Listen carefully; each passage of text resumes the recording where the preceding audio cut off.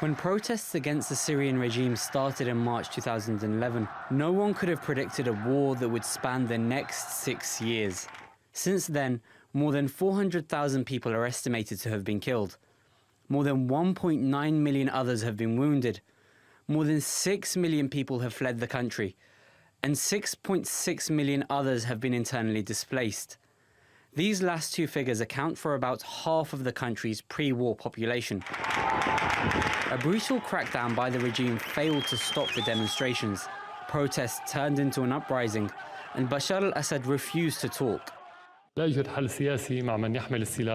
There is no political settlement with those who take up arms and kill. But we want a political settlement and hope the army will be able to return to their barracks as quickly as possible.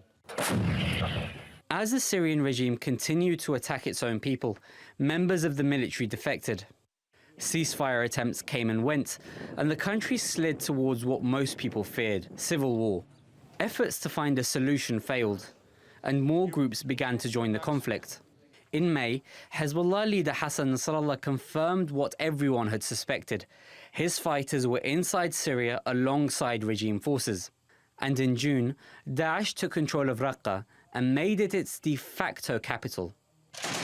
The group's expansion and attacks in the West eventually led to US intervention in Syria. Last night, on my orders, America's armed forces began strikes against ISIL targets in Syria. And it wasn't just the US. All of these countries became involved in airstrikes in Syria. But the most important of them was Russia. Vladimir Putin's intervention in Syria turned the tide of the war, something that became clear with the fall of Eastern Aleppo, the last major urban stronghold of the opposition, in December 2016. The Assad regime now seems more secure than ever since the uprising began. On the opposition side, Turkey has been a major sponsor. The Turkish-led Operation Euphrates Shield allowed the Syrian opposition to push Daesh out of parts of northern Syria. But it's also brought them into confrontation with the YPG, a group that's backed by the United States, which now adds a further level of complexity to a conflict that continues to rage on. Abu Bakr al-Shamahi, TRT World.